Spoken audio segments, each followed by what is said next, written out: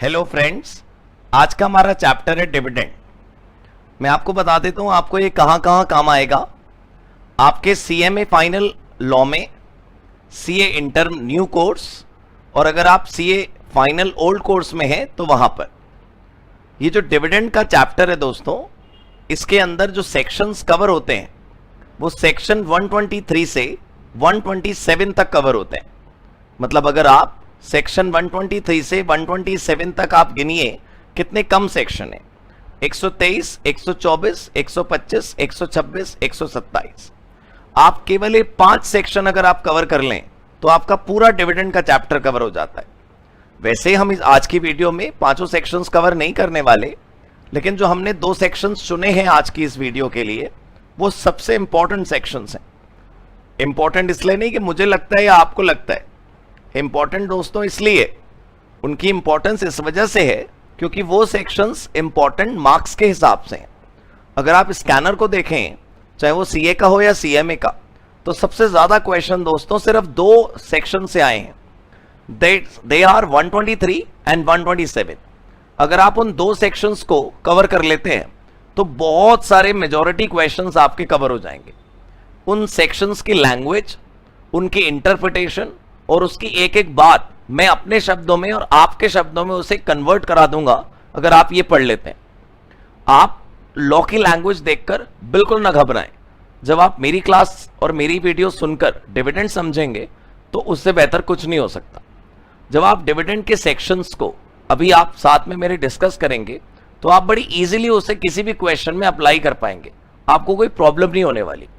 123 और 127 दोनों अगर आप नाम से देखें दोस्तों तो बिल्कुल ऑपोजिट सेक्शंस हैं। 123 डिक्लेरेशन है और 127 नॉन पेमेंट है। मतलब अगर डिविडेंड देना है तो कैसे देना है वो 123 में मिलेगा आपको, और अगर डिविडेंड आप नहीं दे पाए तो कौन सा हड़कंप मचेगा, क्या गड़बड़ हो जाएगी, कौन सी दिक्कत हुई, क्या आफत आ गई, अरे अब क्या झेलना पड़ेगा, वो सब कुछ दोस्तों 127 में है। तो 123 और 127 क्या है, 2 एक्सट्रीम्स हैं, 123 और 127। इन दोनों को पढ़ना शुरू करेंगे हम एक एक कर करके। 123 और 127 जब हम पढ़ रहे होंगे तो आपको दोनों केसेस में लाभ मिलेगा। अगर आपने ये चैप्टर पढ़ रखा है तो आपका एक क्विक रिविजन हो जाएगा।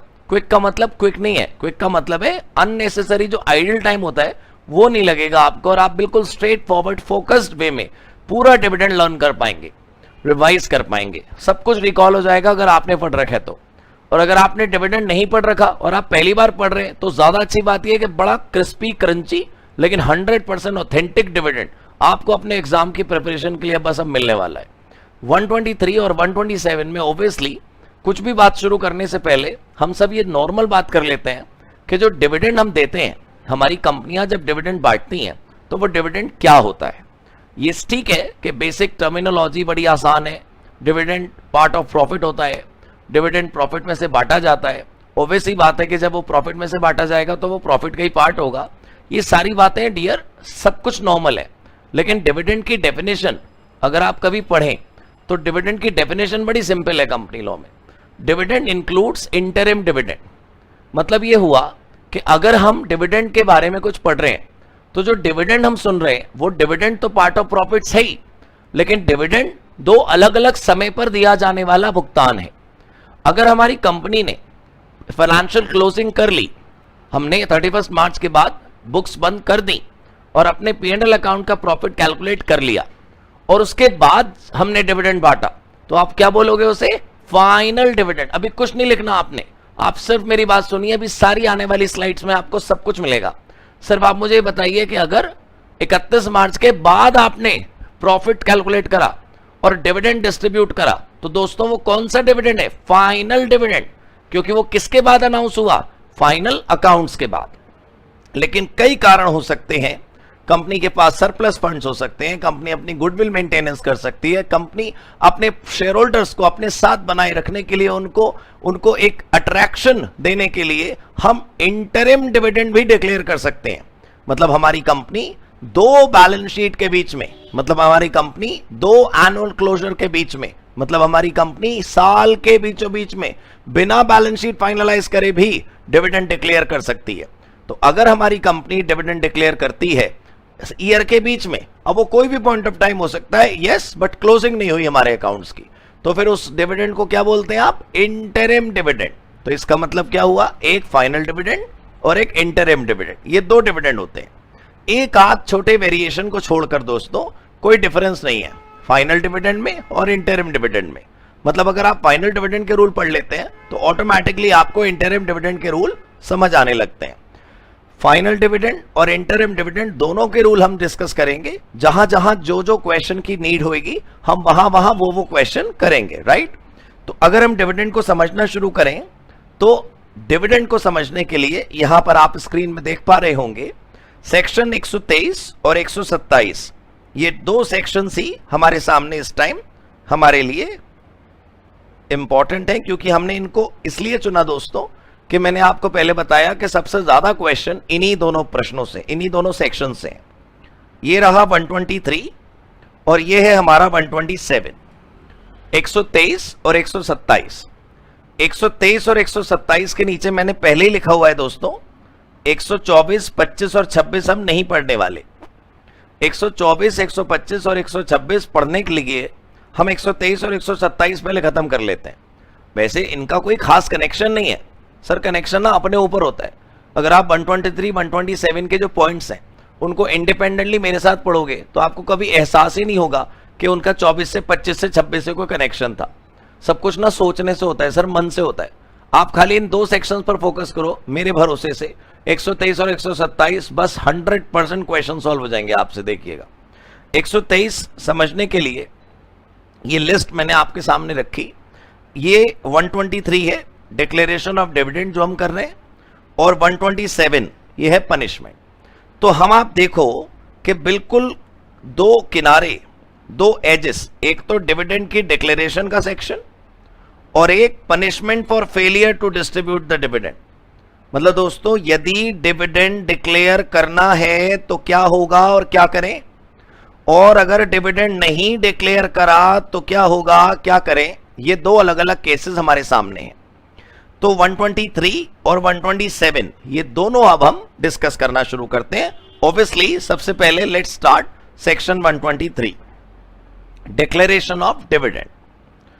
इस सेक्शन में जितनी भी बातें हैं वो सब और सब डिविडेंड के पेमेंट से संबंधित हैं, डिविडेंड के रूल्स से संबंधित हैं। छोटी छोटी बातें हैं, उनको एक एक करके पहले सेक्शन के हिसाब से पढ़ लेते हैं और फिर उसको मेरी लैंग्वेज में इंटरप्रिटेटिव रूप में हम आराम से समझेंगे धीरे धीरे। यहां दोस्तों ये लिखा है नो डिविडेंड। कौन सा डिविडेंड, नो डिविडेंड। आपको लेकिन एक वादा करना होगा मुझसे, आपने उतना ही पढ़ना है जितना मैं पढ़ूं। अगर आपने स्क्रीन पे अपनी आंखें ज्यादा आगे ले गए आप और मेरा साथ आपने छोड़ा तो बहुत दिक्कत होगी। आप सब इस बात का ध्यान रखें कि हम दोनों को साथ साथ पढ़ाई करनी है। मैं पढ़ा नहीं रहा और आप पढ़ नहीं रहे, हम दोनों मुलाकात के लिए बैठे हैं इस समय। ये जो पैराग्राफ है दोस्तों, इस पूरे पैराग्राफ के अंदर बहुत सारी बातें छिपी हैं, लेकिन उन्हें एक एक करके पिएंगे ना तो बस जिस दिन जरूरत होगी उस दिन बाहर निकल आएंगी। और अगर आपने एक साथ इन्हें पीने की कोशिश करी ना तो न कभी बाहर निकलेंगी ना कभी काम आएंगी। बहुत अच्छे से आपने फोकस करना है, ये धीरे धीरे पढ़ना है। वहां लिखा है no dividend shall be declared, कोई डिविडेंड डिक्लेयर नहीं होगा। अच्छा, तो जब डिक्लेयर ही नहीं होगा तो कैसे पे होगा दोस्तों? वही बेचारे मना नहीं कर रहे लॉ लिखने वाले कि डिविडेंड मत दो, वो बस ये कह रहे हैं कि डिविडेंड डिक्लेयर नहीं होगा। No dividend shall be declared और पेड, ना तो डिक्लेयर होगा और ना ही पे होगा। तो जब ना तो डिक्लेयर होगा ना तो पे होगा, कैसे? ये सेक्शन फॉलो करे बिना, यहां जो लैंग्वेज लिखी है उसे फॉलो करे बिना ना तो डिविडेंड डिक्लेयर होगा और ना ही डिविडेंड पे होगा। वो कहते हैं no dividend shall be declared और paid by a company for any financial year except. इसका मतलब ये हुआ कि अगर हम ध्यान दें दोस्तों तो ये एक्सेप्ट शब्द जो है वो ज्यादा ध्यान देने योग्य है। हमें ये समझ आ गया कि डिविडेंड का डिक्लेरेशन या डिविडेंड का पेमेंट तब तक नहीं होगा जब तक यहां लिखी हुई बातों का पालन नहीं हो जाता।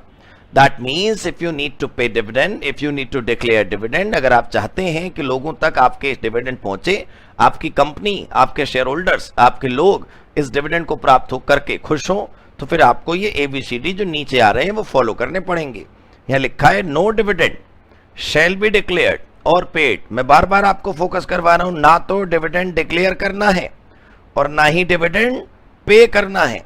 Please point to be noted my Lord, ना तो डिविडेंड डिक्लेयर करना है और ना ही डिविडेंड पे करना है। किसको? By a company, right, for any financial year accept.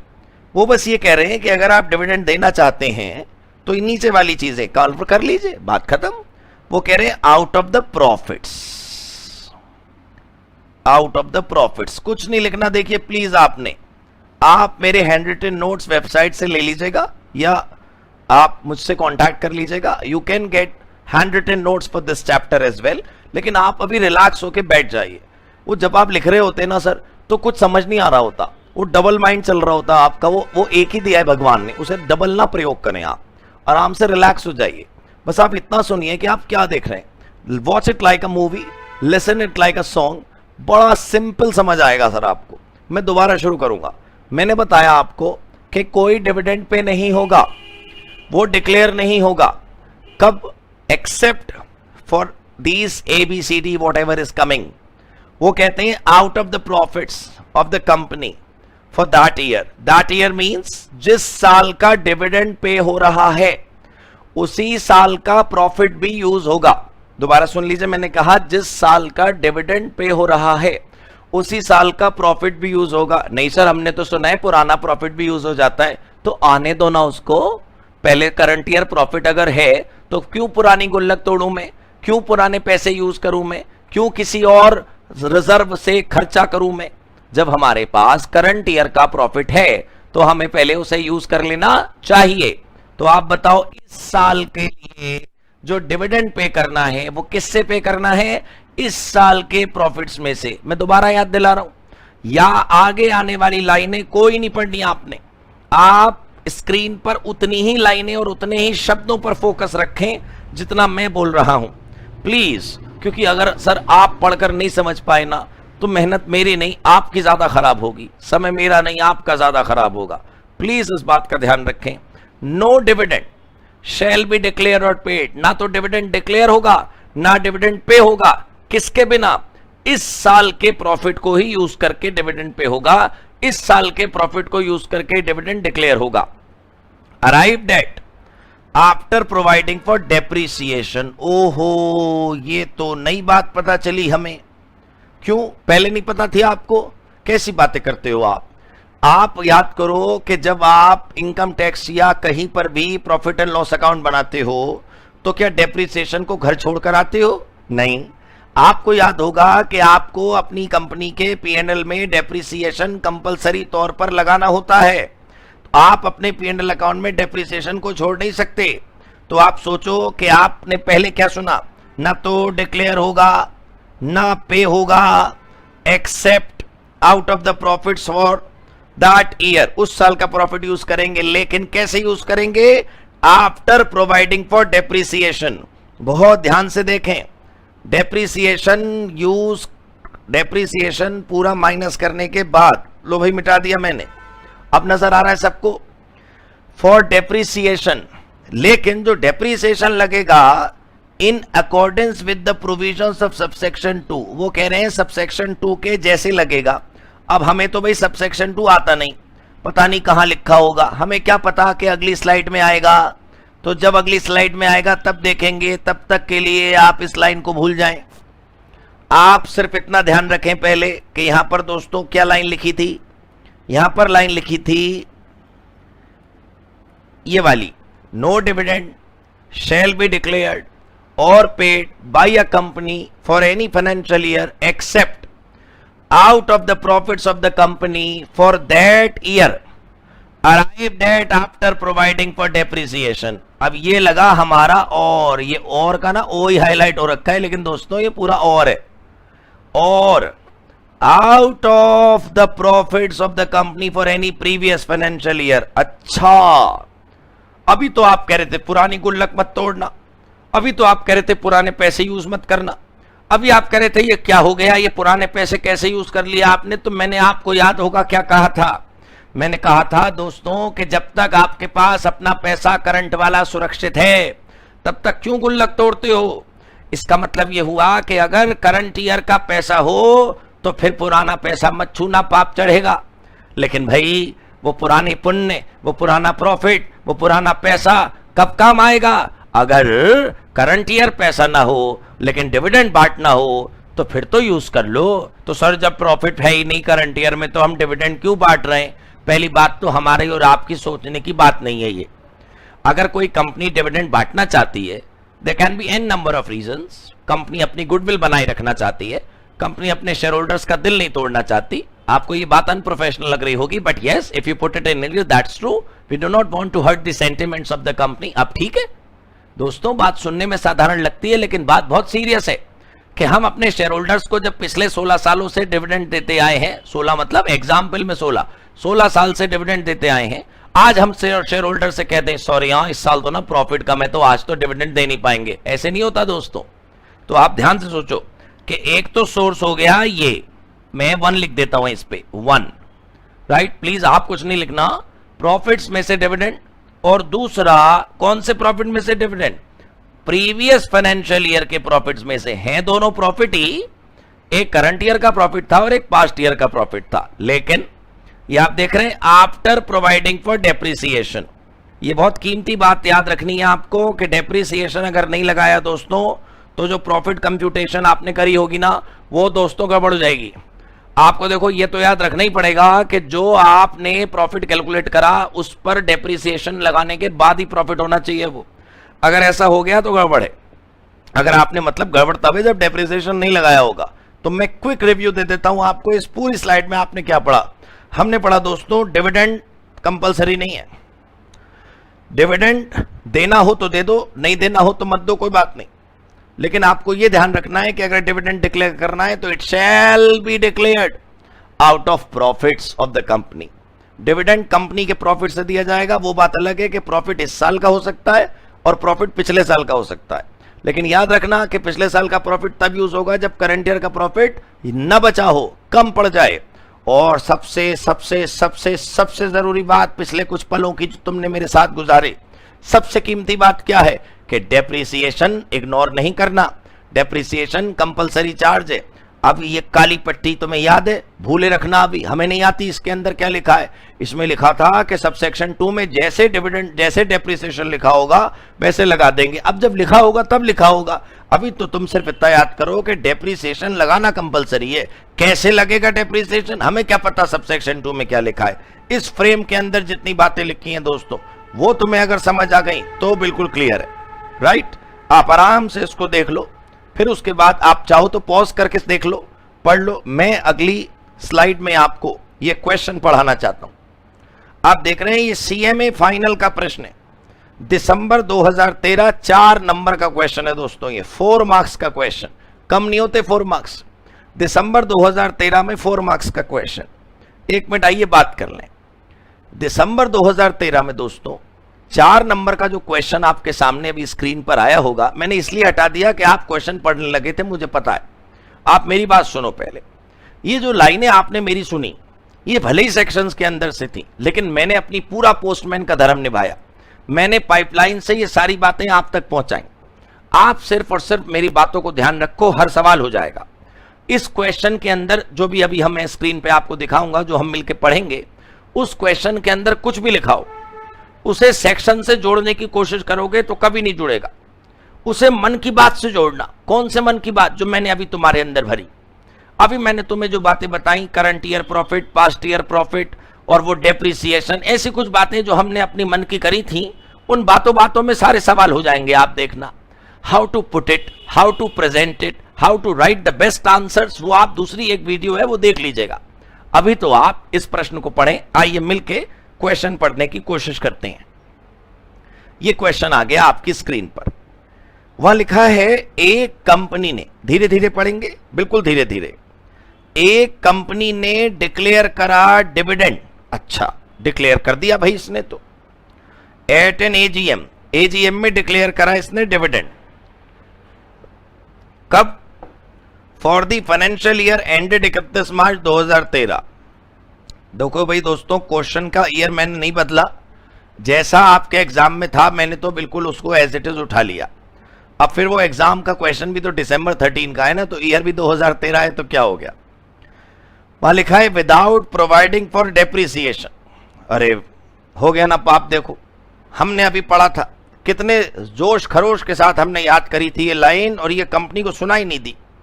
काश ये कंपनी सुन लेती दोस्तों, तो ये 4 नंबर का क्वेश्चन हमारे लिए बनता ही ना, बच जाते हम। लेकिन कोई नहीं, सवाल बड़ा नहीं हो सकता, हम और आप बड़े हैं। देखें आप, without providing for depreciation on certain immovable properties. अरे ये तो गड़बड़ है, एक तो डेप्रिसिएशन नहीं लगाया, ऊपर से कौन सी प्रॉपर्टी, इमूवेबल वाली पे डेप्रिसिएशन नहीं लगाया। अब आप ये मत सोचना वो लैंड होती तो उस पर डेप्रिसिएशन कैसे लगाते, जब उसने लिखा है कि उसमें लगाया नहीं, इसका मतलब लगता होगा लेकिन फिर भी नहीं लगाया।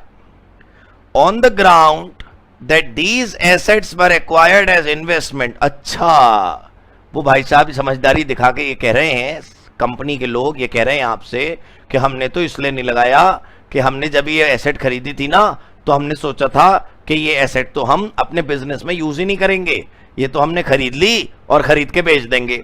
मतलब ये एसेट तो हमने इसलिए खरीदी कि हमारे पास इन्वेस्टमेंट के रूप में वो पैसा ब्लॉक रहे, और जब जरूरत पड़े तो हाई वैल्यू पर उसे बेच देंगे। सर जी ऐसा है, आपने इन्वेस्टमेंट के लिए खरीदी होगी वो ठीक है, लेकिन अगर वो डेप्रिशिएबल एसेट है और अगर वो बिजनेस के नाम से खरीदी गई है तो डेप्रिसिएशन तो लगेगा ही लगेगा। For the purpose of earning supplementary income that can be your intention, you know, law can not support it. आप आगे पढ़ो, वहां लिखा है दो shown in the balance sheet under the head fixed assets. Fixed assets में जब तुम उसे दिखा रहे हो तो तुम भी जानते हो ना कि ये फिक्स्ड एसेट है, बड़े स्टाइल से तुमने फिक्स्ड एसेट से उसे उड़ा दिया और तुमने उसे इन्वेस्टमेंट मान लिया और तुमने उस पर डेप्रिसिएशन लगाना भूल गए। अच्छा भूले भी नहीं, तुमने खुद मना करा, नहीं हम नहीं लगाएंगे डेप्रिसिएशन। वाह, ऐसे नहीं होता sir. And not for the purpose of any business carried on by the company. अब आप देखो, ये है पते की लाइन, मैं आपको पहले पुराना हाईलाइटेड में लड़ा देता हूं।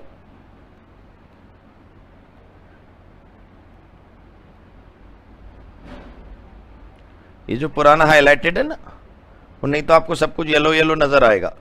आप सिर्फ इतना देखो, अगर कंपनी ने डेप्रिसिएशन दिया होता ना, अगर कंपनी ने डेप्रिसिएशन इस प्रॉपर्टी पे लगाया होता तो आप देखो क्या होता।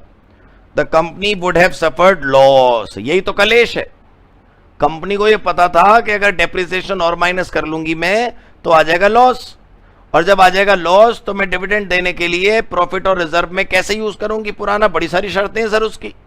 तो इससे बेहतर था कि हमने करंट ईयर प्रॉफिट को बनाए रखने के लिए, करंट ईयर प्रॉफिट को शेयर होल्डर्स को बताने के लिए हमने बहुत बढ़िया चाल खेली, हमने डेप्रिसिएशन ही उड़ा दिया।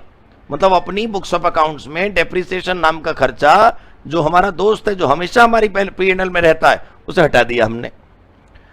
Answer the following in the context of the above and with reference of the companies act 2013।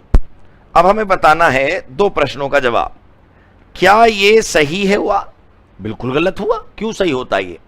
Is it in order for the company to declare dividend for the financial year ended 31 March 2013 without providing for depreciation on certain immovable properties?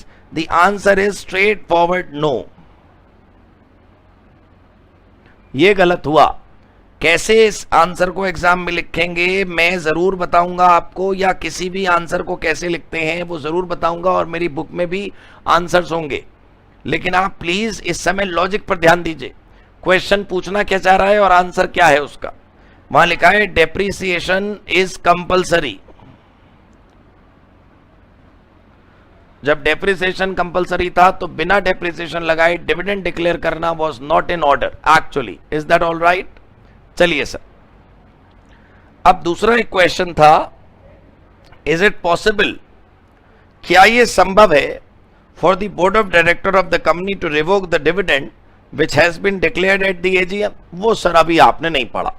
अब वो question के 2 part थे actually दोस्तों, तो जो second part है हमने उसे काट के दूसरी जगह नहीं चिपकाया। जब रिवोकेशन का टॉपिक अभी आएगा तो हम रिवोकेशन के टॉपिक में देखेंगे कि ये क्या पूछना चाहता है, रिवोकेशन क्या होता है और रिवोकेशन कैसे कैलकुलेट करते हैं।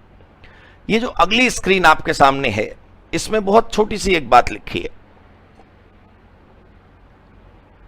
वो कहते हैं provided that in computing profits, जब तुम अपना प्रॉफिट कैलकुलेट करो, सर कौन सा प्रॉफिट, ओहो भूल जाते हो आप, अभी डिविडेंड नहीं पे कर रहे थे आप, डिविडेंड के लिए जो प्रॉफिट कैलकुलेट कर रहे थे, डेप्रिसिएशन माइनस करने के बाद जो प्रॉफिट आ रहा था उसमें से ही तो डिविडेंड देना था। तो जब आप उस प्रॉफिट को कैलकुलेट करेंगे, कोई भी अमाउंट रिप्रेजेंटिंग अनरियलाइज्ड गेन, कौन सा गेन, वो वाला गेन जो रियलाइज ही नहीं हुआ अभी, उसे मत जोड़ लेना अपनी इनकम में। नोशनल गेन, फिर वही बात, जो गेन दोस्तों हुआ ही नहीं उसे मत जोड़ना। Revaluation of assets, revaluation of assets, सच सच बताना, एसेट की रिवैल्यूएशन खरीदने बेचने पर होती है या बिना खरीदे बेचे? सच में दोस्तों बिना खरीदे बेचे, खरीदने बेचने पे होती होगी, लेकिन हर रिवैल्यूएशन सेल परचेज पे नहीं होती। आपके पास आपकी एसेट थी, उसकी वैल्यू एक दिन अचानक से बढ़ गई और आप बड़े खुश हो गए, वाह मेरे पास जो 50 करोड़ की बिल्डिंग थी आज उसकी वैल्यू 60 करोड़ हो गई। तुझे मिल गए क्या 10 करोड़, हाथ में आ गए क्या पैसे? नहीं ना। तो फिर आप सोचिए कि जो 50 करोड़ रुपए की बिल्डिंग थी वो 60 करोड़ रुपए की बाजार में आज हो गई, तो हमें और आपको लाभ कब होगा? जब वो बिकेगी। और अगर वो नहीं बिक रही तो फिर 10 करोड़ के खुश होने से क्या लाभ? ऐसा गेन दोस्तों जो हुआ ही नहीं, ऐसा गेन जो रिवैल्यूएशन से नजर आ रहा है, ऐसा गेन जो कैश में रियलाइज नहीं हुआ, उसको कैसे ले रहे हैं आप? It may be treated as income और एज प्रॉफिट और as surplus in the accountancy, law can not recognise it. और या and any change in carrying amount of an asset और ऑफ अ लायबिलिटी, मतलब जब भी हम किसी एसेट या लायबिलिटी का वैल्यूएशन करें, फेयर मार्केट वैल्यू या मार्केट वैल्यू या फेयर वैल्यू किसी भी तरीके से, तो आप इस प्रॉफिट को अपने क्लब में, अपने प्रॉफिट क्लब में न जोड़ें। तो ये तो बहुत आसान सी बात थी, इसमें कोई खास मुश्किलात नहीं होनी चाहिए आपको समझने में। अगर आप पुराना रिव्यू करना चाहें तो अब तक हमने इतनी बातें सीखी कि प्रॉफिट कंपलसरी है, क्या कैलकुलेट करना किसके साथ? डेप्रिसिएशन के साथ। जब डेप्रिसिएशन से आप प्रॉफिट कैलकुलेट करेंगे और प्रॉफिट फिर भी पॉजिटिव आए तो आप उससे डिविडेंड बांटिए आप। लेकिन जब आप डिविडेंड बांटेंगे तो डिविडेंड कंपलसरी नहीं है, न मन करे बोर्ड ऑफ डायरेक्टर न डिक्लेयर करें तो डिविडेंड न दीजिए, लेकिन दीजिए तो पहले करंट ईयर प्रॉफिट से। और अगर करंट ईयर प्रॉफिट से डिविडेंड देने के बाद आपको ऐसा लगता है कि पैसा कम पड़ रहा है तो आप पास्ट ईयर प्रॉफिट यूज कर लीजिए। जब आप पास्ट ईयर प्रॉफिट यूज करेंगे तो पास्ट ईयर प्रॉफिट को यूज करते समय क्या ध्यान रखना था कि करंट ईयर प्रॉफिट खत्म हो चुका होना चाहिए। लेकिन जो इस समय स्क्रीन पर पेज है उसमें कुछ और भी लिखा है। क्या पता हमारी कंपनी ऐसी हो जिसको भारत सरकार ने किसी वक्त, किसी समय, किसी टाइम इतिहास में यह वादा कर रखा हो कि बेटी कंपनी तुझे कभी भी कोई परेशानी पड़ेगी तो मैं बैठी हूं। वो सरकार हमसे वादा कर चुकी है कि जब भी कोई प्रॉब्लम होगी तो वो हमें पैसे देगी, जब भी डिविडेंड देना होगा तो हम डिविडेंड देंगे, लेकिन उसका पैसा सरकार हमें सपोर्ट में देगी। वो कहते हैं out of the money provided by central government. अब वो बात बड़ी सोचने योग्य है कि केंद्र सरकार को भला क्या ऐसी आफत आन पड़ी कि सेंट्रल गवर्नमेंट हमें पैसा दे रही है। वो छोड़ो ना सर, आप क्या पता अगले पैराग्राफ में वो लाइन लिखी हो, लेकिन अभी तो आप ये सोचो कि अगर हमारा पैसा करंट वाला, अगर हमारा पैसा पास्ट वाला, और अगर सरकार ने पैसा जो हमें दिया वो तीनों हम यूज करना चाहें तो क्या बुरा है इसमें? केंद्र सरकार या राज्य सरकार दोनों में से किसी ने भी हमें पैसे दे रखे हैं for the payment of dividend by the company. क्यों दे रखे हैं? प्लीज छोड़ दो ना, मत पढ़ो इसके आगे। तुमने निशान लगवा लिया देखो मुझसे, मैंने तुम्हें बता दिया कि इसके आगे नहीं पढ़ना, बस यहीं तक बात करो ना, आगे जो लिखा है मत देखो प्लीज। सिर्फ इतना सुनो कि हमारे पास डिविडेंड के अगर सोर्सेज हम बात करें तो कितने सोर्सेज हो गए। पहला सोर्स हमारे पास आ गया करंट ईयर प्रॉफिट, दूसरा सोर्स आ गया पास्ट ईयर प्रॉफिट, और तीसरा सोर्स आ गया क्या? गवर्नमेंट की दी हुई ग्रांट। तो जब सरकार के द्वारा दी गई ग्रांट हमें मिली, जब सरकार के द्वारा दी गई ग्रांट हमें मिली, तो वहां क्या लिखा है? इन pursuance of a guarantee given by that government. अच्छा, सरकार ने किसी रीजन से हमारी कंपनी को ये ग्रांट की गारंटी दे रखी थी। अच्छा, ऐसा तो नहीं कि कहीं हम उस सेक्टर की कंपनी हो जो सरकार आजकल प्रमोट कर रही है। कहीं ऐसा तो नहीं कि हमने कंपनी खोलते समय सरकार से ये वादा ले लिया हो कि अगर हमारे सेक्टर में, अगर हमारी कंपनी में, अगर हमारी इंडस्ट्री में कोई परेशानी आई तो आप हमें सपोर्ट करोगी। क्या पता सरकार ने हमें इस बात की गारंटी दे रखी हो कि हमारे शेयर होल्डर को हमारी वजह से कोई समस्या होगी, डिविडेंड में कमी आएगी तो सरकार जरूर देगी। कुछ भी हो सकता है, हम इन्वेस्टिगेटर नहीं है। हमें तो ये याद करना है कि 123 जो हम पढ़ रहे हैं उसमें क्या क्या बातें छपी हैं। हमें पता चल गया दोस्तों कि profit current year, profit past year, और तीसरा सरकार की दी हुई ग्रांट, इसको इस्तेमाल करके हम डिविडेंड का पेमेंट कर सकते हैं। ये नीचे कुछ और लिखा है, मतलब नीचे जो बात लिखी है दोस्तों वो किसी और बारे में लिखी है। वो दूसरी जो बात है वो देख लेते हैं कि वो किस बारे में। वो कह रहे हैं प्रोवाइडेड। अच्छा, कुछ बात उसने कहने की कोशिश करी, किसके अलावा जो बातें हमने सुनी अभी तक वो तो प्रॉफिट के सोर्सेस के बारे में थी, वो कुछ और बातें भी कर रहा है आपसे। वो क्या कर रहा है देखें। ये 123 ही चल रहा है, अभी याद रखना होगा आपको। एक कंपनी चाहे तो में पर आप ध्यान दीजिए, यहां लिखा है दोस्तों में। अगर आप ध्यान से देखेंगे तो आपको याद दिखेगा कि यहां पर में शब्द लिखा है, में। प्रोवाइडेड दैट अ कंपनी में बिफोर, क्या करना है भाई बिफोर, छोड़ो ना सर, आप सुन नहीं रहे। आप ये याद रखो कि कंपनी को डिविडेंड देने से पहले या डिविडेंड देने के बाद हमें नहीं पता। पहले तो हमने बस ये सीखा कि यहां लिखा है कंपनी में, तो जो भी बात आगे लिखी होगी वो जरूरी नहीं है करनी। राइट सर, कंपनी में कब, बिफोर, किससे पहले, before the declaration of any dividend in any financial year, transfer क्या, सच परसेंटेज ऑफ इट्स प्रॉफिट्स। अच्छा, कितनी परसेंट प्रॉफिट ट्रांसफर करना है, सच परसेंटेज ऑफ प्रॉफिट्स। अरे सच कितना, कितना, 5, 10, 15, कितना बताओ तो। यहां लिखा है एज इट में कंसीडर अप्रोप्रिएट, जितना उसे ठीक लगे उतना। उसे किसे, इट मतलब कंपनी को। अब भाई हम तो मिले नहीं मैडम कंपनी से, हमने तो देखा नहीं ये कंपनी कैसे रहती है, कौन है, क्या करती है। हमें तो ये पता है चुपके चुपके से कि कंपनी मतलब कंपनी के रिप्रेजेंटेटिव, कंपनी मतलब कंपनी के बोर्ड ऑफ डायरेक्टर्स, कंपनी मतलब कंपनी चलाने वाले लोग, कंपनी मतलब कंपनी के केयर टेकर्स जो उसके बिहाफ पर काम करते हैं। सर आप ध्यान से देखो, आप यहां क्या लिखा है कि बहुत प्यारी लाइन के प्रॉफिट को तो यूज करते रहना, करंट को यूज कर लो, पास्ट को यूज कर लो। अरे ले आओ सरकार के ग्रांट, जो पैसा रखा है उसे रिजर्व में तो ले जाओ। क्यों ले जाऊं, वहां पर वॉलंटरी है। वहां लिखा है अ कंपनी में before the declaration of dividend in any financial year transfer क्या, सच परसेंटेज, कितना, उतना, जितना अप्रोप्रिएट लगे, किसको, कंपनी को। जानते हैं इसका मतलब क्या है? इसका मतलब है नवंबर 2012 5 नंबर। आपके सामने क्वेश्चन है दोस्तों, सीए फाइनल के नवंबर 2012 में 5 नंबर का ये क्वेश्चन है। कौन सी बात पर दोस्तों? इन बातों पर। ये जो 4 लाइनें हमने अभी अभी लाल और नीली करी हैं, ये जो लाइनें आपने सुनी है, लाइनें नहीं थे, ये 5 नंबर है, 5 नंबर। लुक एट दिस, यहां लिखा है the board of directors of Nimbahera chemicals. बिल्कुल मेरे साथ साथ आप आगे बढ़िए। The board of directors of Nimbahera chemicals limited propose to transfer, क्या ट्रांसफर करना चाहते हैं ये? More than 10%। बताओ ये बोर्ड ऑफ डायरेक्टर कितने भोले हैं। हमने तो दोस्तों अभी पढ़ा था कि प्रॉफिट का रिजर्व बनाना कंपलसरी ही नहीं है। ये देखो आप, यहां पर साफ साफ लिखा है कि ये तो में है, लेकिन ये कंपनी कैसी है?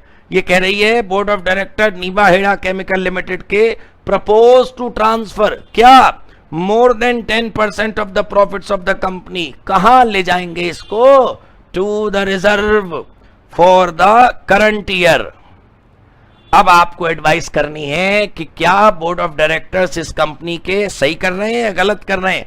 सरासर सही कर रहे हैं। क्योंकि वो जाने 10%, मोर देन 10%, लेस देन 10% और इनफैक्ट 9%। आपको याद होगा कि वहां लिखा था कंपनी में ट्रांसफर। मैं दोबारा आपको भरोसा दिला रहा हूं कि 5 नंबर का उत्तर पेपर में कैसे लिखें, I will tell you for sure. लेकिन दोस्तों, इस समय बात ये नहीं हो रही कि क्या लिखूं, इस समय बात ये हो रही है कि क्या लिखूं, लेकिन उस प्रश्न के अंदर की आत्मा क्या है। आप याद करिए कि जब आप पेपर के अंदर बैठे होते हैं, एग्जाम हॉल के अंदर पेपर आपके हाथ में होता है, तो कैसे लिखूं, हाउ टू राइट, वो बाद में आता है। बस कोई हमें ये बता दे कि कैसे लिखना है, वो नहीं, कोई हमें बता दे कि क्या लिखना है, वो ज्यादा इंपॉर्टेंट है। So I am telling you what to write there, I am not telling you how to write it. Answer कैसे लिखेंगे उसका न क्लास है ना वीडियो। आप बस प्रश्न देखें बार बार पढ़ते हुए, आराम से पॉज करके इस प्रश्न को 2-2 बार पढ़िए और बार बार इस रूल को पढ़िएगा। आपको एहसास होगा कि उतना भारी लॉ है नहीं जितना भारी हम सब ने अपनी मानसिकता से बना रखा है। आप इस क्वेश्चन को देख चुके हो तो मैं आगे बढ़ूं। इस क्वेश्चन को देखिए आप। इस क्वेश्चन की डेट ज्यादा पुरानी नहीं है, डेट इसकी नवंबर 2018। नवंबर 2018 ये 3 नंबर का क्वेश्चन है, लगभग बिल्कुल वैसा ही जैसा अभी हमने और आपने मिलकर पढ़ा था। यह लिखा है वाईजेड लिमिटेड एक मैन्युफैक्चरिंग कंपनी है, इसने डिविडेंड प्रपोज करा किस रेट से, 10% के रेट से for the year 2017-2018 out of the current year profit. होगा तभी तो दे रहा होगा। Company has earned a profit of 910 crore. वाह भाई वाह, 910 करोड़ कमाई हुई इस कंपनी ने 2017-18 में। डिविडेंड प्रपोज करा 10% का। लेकिन अच्छी बात यह है कि यह company does not intend to transfer any amount to the general reserve of the company out of current year profit. क्या यह कंपनी ऐसा कर सकती है? आपको मैं नहीं बिल्कुल बताऊंगा, आपको ये आखिरी 4 लाइनें बताएंगी इस पैराग्राफ की। इन 4 लाइनों को पढ़ने के बाद आपका मन बताएगा आपको कि हमने ये पढ़ा था, बार बार आप याद करिए। मैं दोबारा बाकी चीजें मिटा देता हूं। आपको याद रखना होगा कि इस समय स्क्रीन पर केवल एक ही चीज हाईलाइटेड है कि अगर हमारी कंपनी डिविडेंड डिक्लेयर करने से पहले कोई पैसा रिजर्व में नहीं रखना चाहती तो ठीक है, और रखना चाहे तो बहुत ठीक है, कोई बात नहीं। अगर ये कंपनी 10% डिविडेंड देने से पहले 1 पैसा भी रिजर्व में नहीं रखना चाहती तो क्या हुआ, कोई प्रॉब्लम नहीं। राइट सर, बात समझ आई सर हम सबको? सर हम अगर थोड़ा सा भी ध्यान दें तो बातें इतनी कठोर और इतनी मुश्किल होती नहीं सर। बड़ा फोकस, बहुत फोकस, ज्यादा फोकस, हर समय फोकस नहीं चाहिए होता। छोटी छोटी बातें भी बड़े बड़े कमाल कर सकती हैं। ये डिविडेंड का चैप्टर तो फिर भी छोटा है। आप डायरेक्टर पढ़ लीजिए, वाइंडिंग अप पढ़ लीजिए, securities and exchange board of India पढ़ लीजिए, अरे आप IBC 16 पढ़ लीजिए, कोई भी चीज पढ़ लीजिए। जब आप पढ़ने बैठेंगे तो इतनी भारी होती नहीं जितना हमारी सोच उसे भारी बना देती है। आपने डिविडेंड ये देखा, आपने डिविडेंड के ये सवाल देखे, ये तो 123 की शुरुआत है। आइए आगे बढ़ते हैं और डिविडेंड के बारे में बाकी प्रोविजंस समझने की कोशिश करते हैं।